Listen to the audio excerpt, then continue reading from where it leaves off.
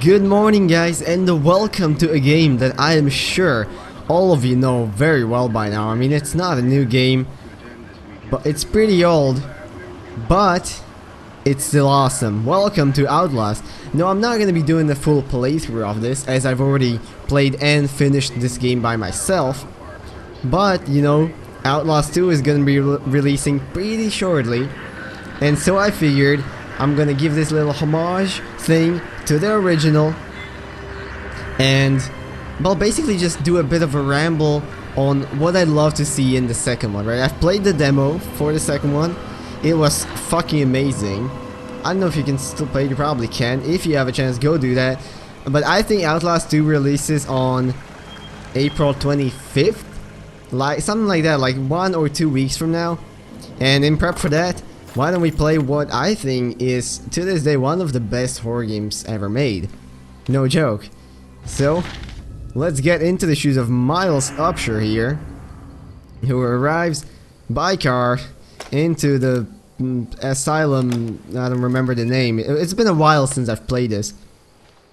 And I don't remember everything, but I remember it was freaking awesome. Okay, well, I still remember how to play a little bit. Yeah, mouse 1. I was trying to do that. There we go. Okay, that works. All right.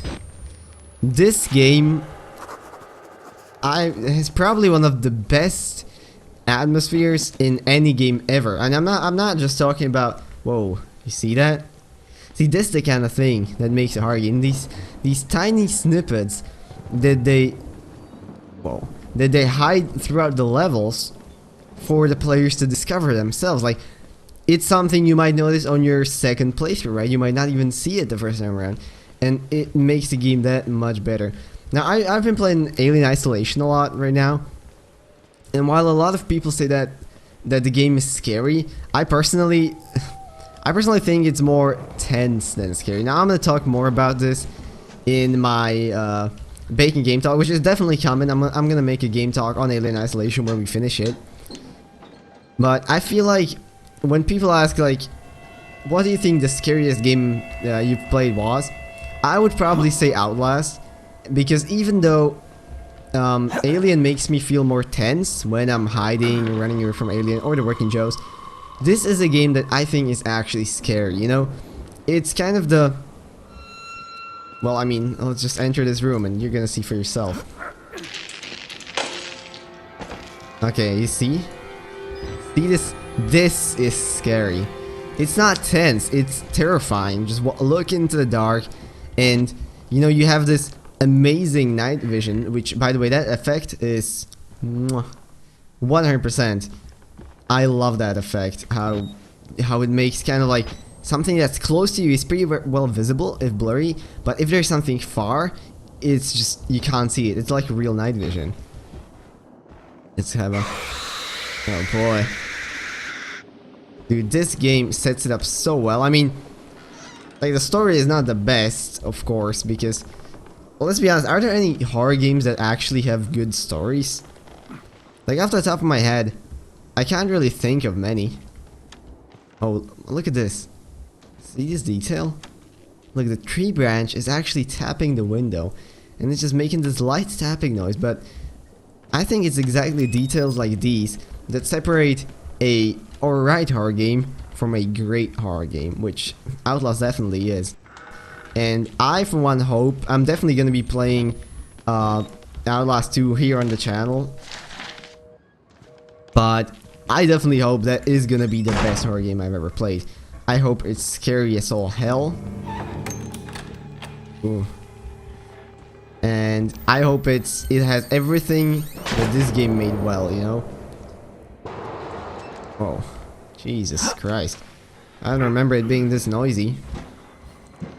Now, what I think Outlast 1 did so well was, like, it did not shy away from having the gore and the disgusting be a part of the horror, because, like, I feel like that can add a lot to the atmosphere. I mean, just all the blood around, and, like, you see the innards or guts or whatever, it's really disgusting, but I think it also adds to this kind of terrifying and claustrophobic nature of the game.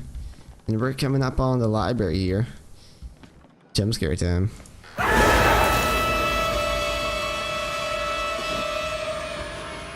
You know, that's scary even though I knew it was coming.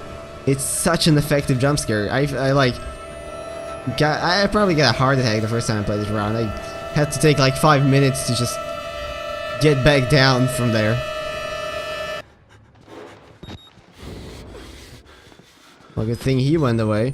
See, now I think Outlast might be one of the first games to, like, not one first, but it definitely took the Amnesia style of having a monster show and roam the area, and I think it pushed it one step further by basically, oh boy, Little pig.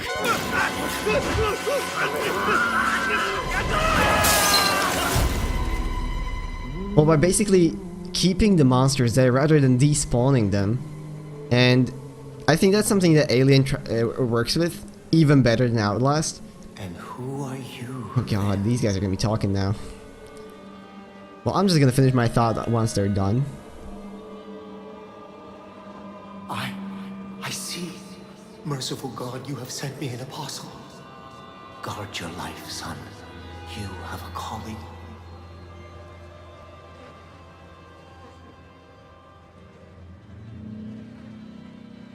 Here we go. So as I was saying, I think Alien Isolation basically took this even one step further by having something roam the area without any scripted pattern, which I think that's definitely something I would love to see in the next Outlast, because it just adds so much tension to all of the moments. I mean, the thing here in Outlast is you can very quickly discern the patterns that these guys are walking in. And even if you can't, you can outrun them. It's kind of similar. If you watched yesterday's episode of Alien, I basically got chased by like 3 androids and whatnot, and I would just run around the place and outrun them easily, you know, eliminating any scare factor and whatnot from the game. So I kind of hope.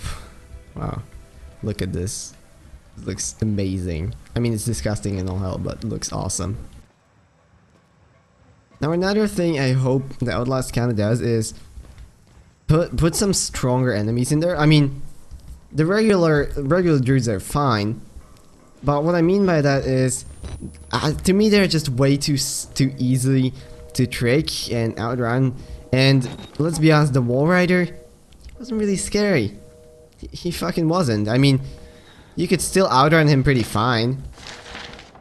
And I don't know, the last missions in the cave just to me in Outlast were a bit of a misstep. Not that they would be bad missions, but I don't know, it just lost all of its scariness at that point, at least in my opinion. I feel like the regular dudes are just a bit, like, they're fine for the first part of the game, like here. But I would hope they put maybe some faster guys, or maybe someone who you can't directly outrun. Because that is one thing I'm gonna keep referencing this to Alien just because I'm playing that game right now.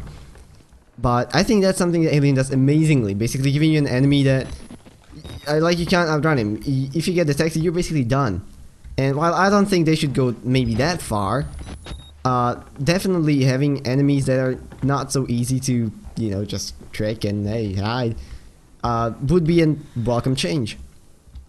What I like, on the other hand, is how, you know, basically the whole first game has these kind of unstable patients who you never know what they're gonna do, you know, all twitchy and crazy. And I mean, look at this guy. You know, the next time we're gonna be walking around him, he's gonna freaking half assault us. Look at these people. I love the twist that not all like enemies, right, or all the NPCs you meet are killers or want to kill you. You know, some of these guys are just crazy, you know, just sitting around. And I like that. It kind of adds a mystery to it. It's like you never know who you can trust, and there is no like clear, oh, all of these guys are bad, hide whenever you see them. I really like that. Oh, and for those of you who are thinking that this video is way too ranty, yes, 100%. I did not prepare anything. I was just like, hey, you know what I haven't played in a while? Outlast. This game is awesome. One of my favorite horror games of all time. Let's give it a play. Hey, dude. I should really put on some weight.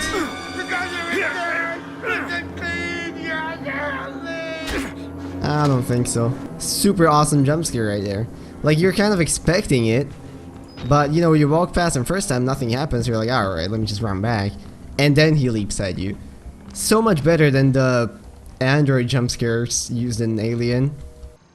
And let's do this, of course. Not gonna work so well.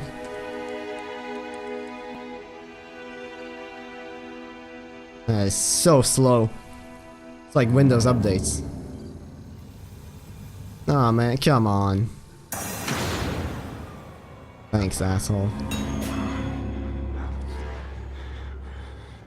And now you have to hide. Don't try to fight, that's a very helpful message.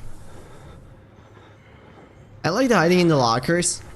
I also, however, would like to see maybe a bit more variety, kind of like what Alien did, you know, not all hiding places are lockers. You can very well hide under tables or behind stuff.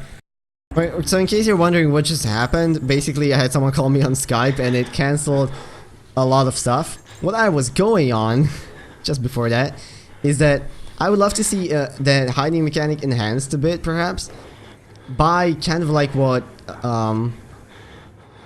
Alien does, you know, having you naturally, as you approach cover, kind of crouch down and adjust to it. I feel like that's an amazing mechanic, and something that, you know, the next Outlast game could definitely use. And now we're gonna go into the basement. The first part where you actually have a patrolling enemy, and I would say the first, like, really scary part. It's gonna be fun though. Alright. Let's give this a whirl. And let's hide under the bed because, of course, the bad guy's gonna come now. Oh, here we go.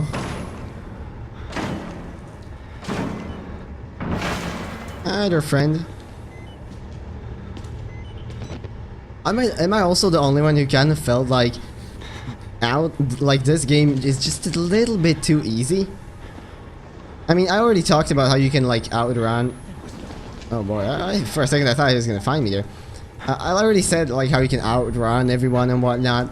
But what I meant is kind of like, in Alien, you're dying left and right, right?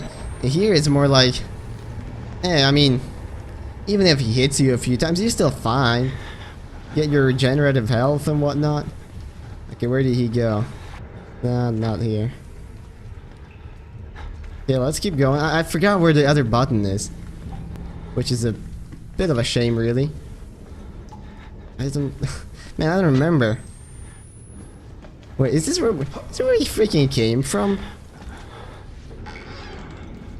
Oh no, alright. Okay, this is alright. Well, that's something. Okay, let's hide again. This is kind of what I mean by having the AI be really predictable. How anytime you switch something or turn something on, you can basically expect him or whatever to come. So you just preemptively hide, and then you rinse and repeat. I mean, it works before, I mean, in the first half of the game, but as soon as you kind of spot the trend, I don't know, it just becomes so much less scary. Okay, let's give him 5 more seconds. 1, 2, 3, 4, 5. That was a bit faster than seconds. Alright, let's go. Is he gone?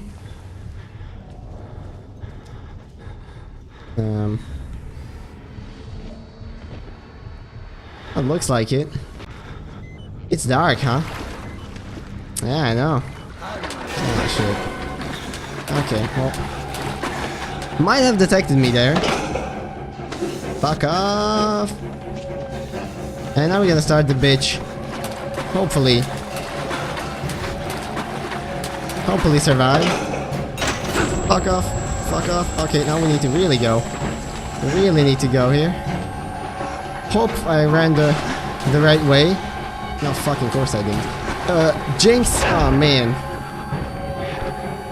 Well, okay, I guess I got a little bit too ballsy here. Look at this. Game legit saved on me here. Well, that just ruined it. Anyways, I think it's a pretty good spot to end this. I'm just super pumped up for Outlast 2. I hope it's scary as all hell. I want to be scared out of my socks or whatever the cool kids say nowadays. And I want it to be awesome. So, hope you guys enjoyed this episode. If you did, make sure to check back in for more. And I'll make sure to do more, or actually I'll make sure to play Outlast 2. And I will see you in the next one. Bye bye.